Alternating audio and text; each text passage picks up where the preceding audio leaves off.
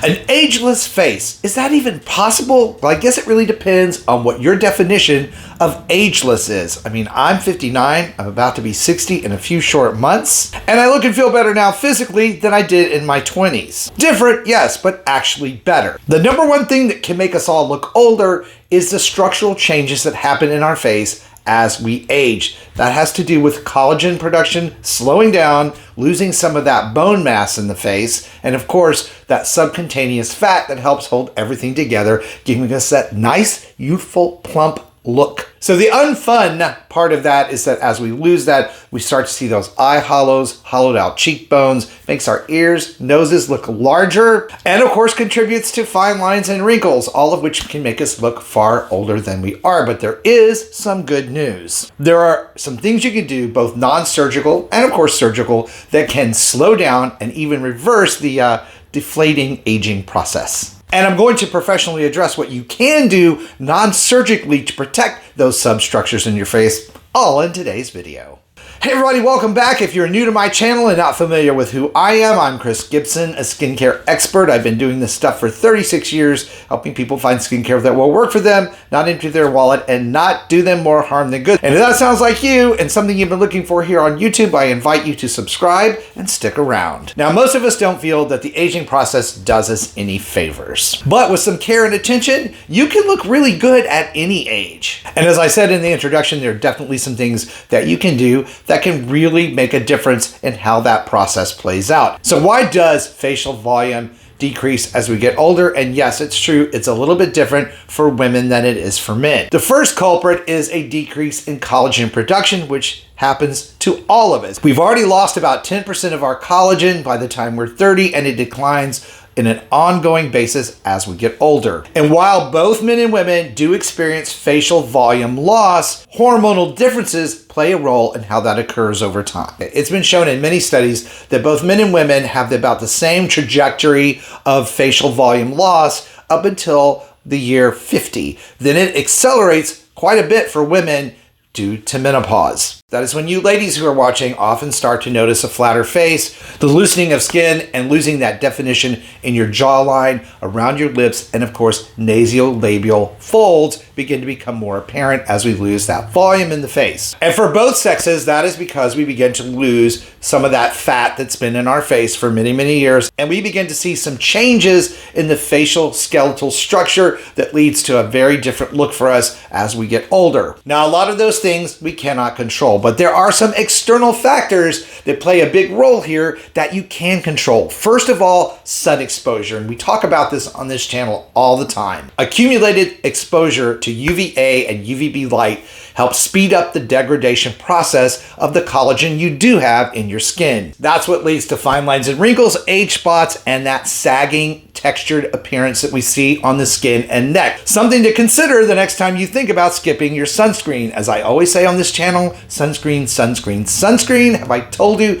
you need to wear sunscreen? Next up is smoking. And while I'm not going to beat a dead horse here, we all know there are a lot of things about smoking that aren't good for us. And most people associate the facial aging that we see with smokers to that repetitious smoking of the cigarette. But it really goes much deeper than that, because smoking robs your skin of vitamin C, the powerhouse nutrient that helps protect the collagen you do have and your skin cells, but is responsible for the manufacture of new collagen cells under the surface of the skin. So that is why we see that wrinkling around the mouth and the hollowing out around the eyes. Dropping the smoking habit has been shown to increase the levels of vitamin C in your skin, again, leading to an improvement of overall skin health, and of course, keeping you looking younger. Just one more reason to quit, along with all the other reasons that we already know. The next culprit, we see this a lot in my profession, and it's been in the news because of the drug Ozempic, rapid weight loss. When the body begins to lose weight rapidly and indiscriminately burning off fat cells, you're going to lose volume and your skin can't keep up with that rapid weight loss. That is why yo-yo dieters struggle so much with sagging skin. And of course, Ozempic being used as a weight loss drug targeting mostly women. Women already having a struggle maintaining that fat and substructure under their skin over time, now doing a drug that takes weight off very rapidly, leads to women seeking out injectable fillers to replace the fat that they lost in their face, which leads us to the next set of things you can do to replace and improve the volume and look of your face. First of all, hyaluronic acid fillers. Now, hyaluronic acid is something your skin produces naturally, but as we get older, just like with collagen, we produce less of it. Hyaluronic acid fillers like Juvederm and Restylane are very popular because they give the skin an immediately plumped look. However, they do nothing to improve collagen production and have to be replaced over time. It can get quite expensive and don't always look exactly the same depending on who does the injections or where, so it can be a bit daunting, but there are alternatives that may be better for you if this is something you're seeking out. Biostimulatory injectables. I know, big scientific word. But what we're talking about here are polylactic acid injectables that actually help the skin produce more collagen. So when you get these injectables, you don't get that immediate lift and fill that you do with the hyaluronic acid injectables, but your skin is able to produce rather quickly its own collagen. And the value of that is that effect lasts up to 2 years. So far less expensive, far less needles, far less invasive, and can give you much more natural looking results. Another way to stimulate collagen production and volume back in your face is through a technique that we know as microneedling. Lots of controversy over microneedling because usually what people think of are these little rollers with these needles, these tiny little needles, as you can see here, going across the skin, causing micro injuries to the surface of the skin, turning on your skin's own healing biology to produce more collagen. And it does work. It does help lift, tighten, and firm the skin. And I'm going to submit, if you're going to try microneedling, go to a licensed professional first. Have the treatments done in office before you try to do them on your own. There are also some available serums and plasma-rich treatments that can be done at the same time. That can be very beneficial. I myself had moved on to micro infusion devices like this one. This one is by QURE. It's just a little vial where you put a serum. It's got little gold needles. You simply stamp the skin yourself. The needles are a certain length. They cannot go any deeper and they won't rip or tear your skin, delivering serums deeper into the dermis like growth factors and beta-glucans that can really improve facial volume safely and in the comfort of your own home. Now, I've talked about microinfusion here on the channel many times. I will put a link down below to that video and to this device for you to check out if that's something you're interested in. Another treatment that's very effective for a lot of people is radio frequency skin tightening or RF therapy.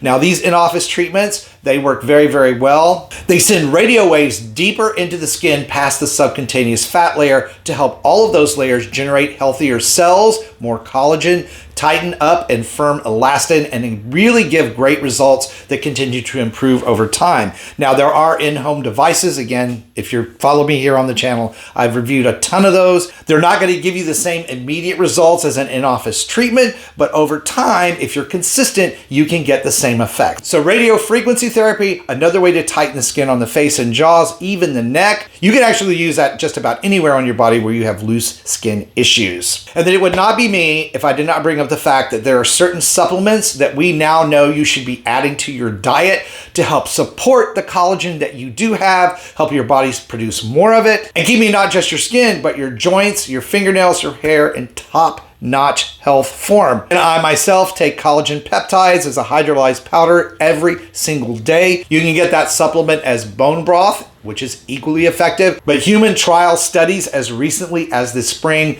proved once again that there is a measurable increase in collagen levels in the skin when someone takes collagen peptides for an 8-month period. I myself tested these out back in the beginning. I wasn't sure they worked. I did them for 8 weeks and began to see a noticeable difference in skin hydration. Of course, nail and hair growth, always going to benefit from that. But the big bonus that we now know is that it does actually help your body produce more collagen. The other supplement that I talk about for both men and women that's very important in helping to preserve the structure of your bones and your collagen is vitamin K2 plus D3, something again I take every day. It helps to make sure you're getting enough vitamin D, plus the vitamin D3 helps the K2 move calcium around in a more efficient way in the body, keeping it out of areas where we don't want it, like our arteries and our brain tissues, and available for use for those strong, healthy bones and healthy collagen levels. All of these non-invasive pathways that we're talking about today, used alone or together, can really help preserve facial volume, reverse some of the loss, and get you feeling really good about how you look. If after trying these steps you're still not happy, then it's always good to consider surgical procedures. There are fat grafting procedures and of course